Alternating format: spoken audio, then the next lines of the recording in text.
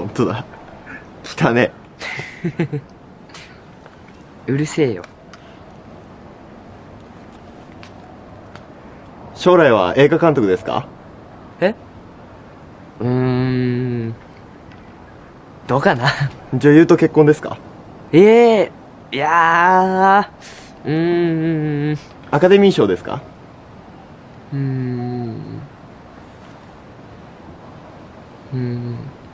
でも、それはないかな。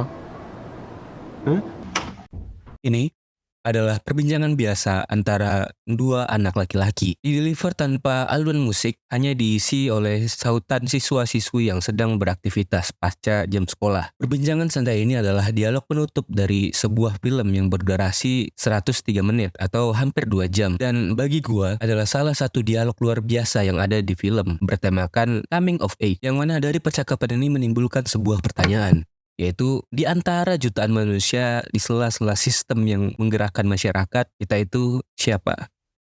Oke, dari sini gue nganggep kita semua, gue, lu, dia, mereka udah nonton ini film. Ya kalau belum silahkan tonton kalau mau. Kalau enggak ya gue mau bodo amat. Film bertemakan coming of age di Jepang bisa dibilang 11-12 dengan produksi isekainya melimpah. Tapi antara satu dan yang lain hampir nggak ada variasi. Well, karena ya gue rasa mencari tema yang fresh cukup sulit di zaman sekarang buat genre ini. Karena persoalan anak muda dari zaman Boys Over Flower sampai Boys Over the Rainbow juga nggak banyak berubah. Kalau nggak hormon, ya pembulian. Nah, film coming of age kita udah nyampe nih, ranah hormon.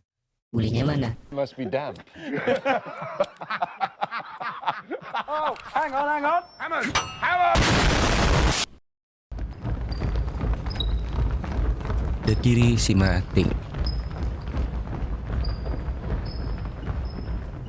Film ini sendiri merupakan film coming of age yang mengangkat hierarki di kehidupan sosial para remaja SMA. Yang berbeda dari film ini dengan tema yang serupa adalah kekosongan pemeran utama. Dalam The Kirishima Thing, kita bakal ngikutin beberapa siswa yang mewakilkan masing-masing posisi di piramida hierarki tersebut. Dengan gimmick utama, orang yang di puncak, yaitu Kirishima, lenyap.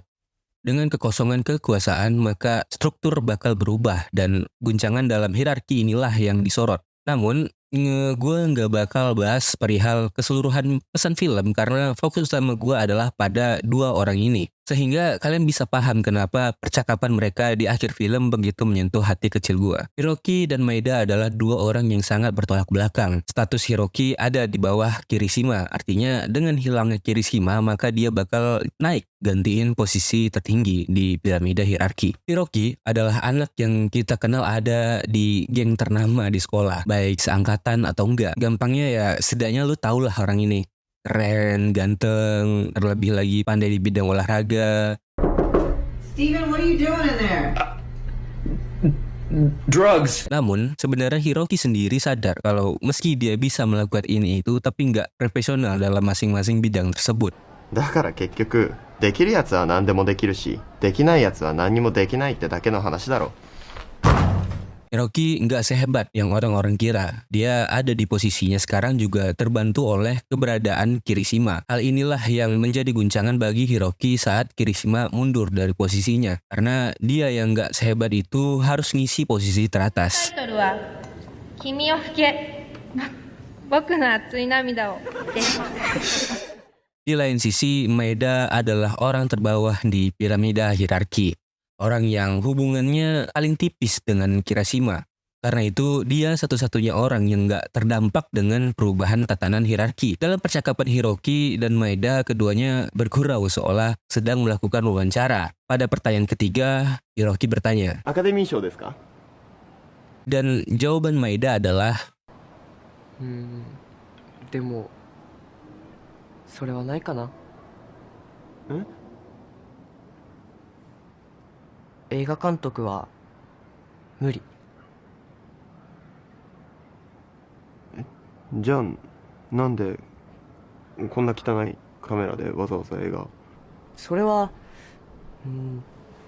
でも時々ね、俺たちが好きな映画と今自分たちが撮ってる映画がつながってるんだなって思う時があって、本当にたまになんだよ、たまになんだけどいやそれがこうなんか Yap, enggak.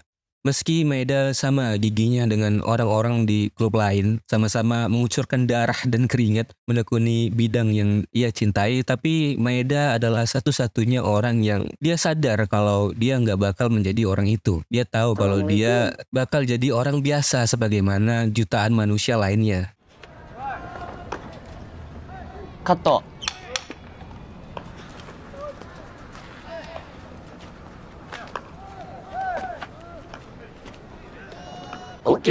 Shut up.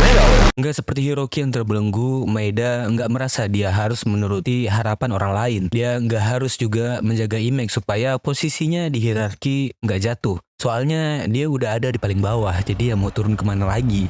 You can't park that there, mate. Namun di sisi lain, hal ini juga lah yang membuat Maeda ada di posisi yang jauh dari semua remaja. Hell, bahkan Maeda nggak lagi ada di posisi remaja, tapi udah bisa dibilang dewasa.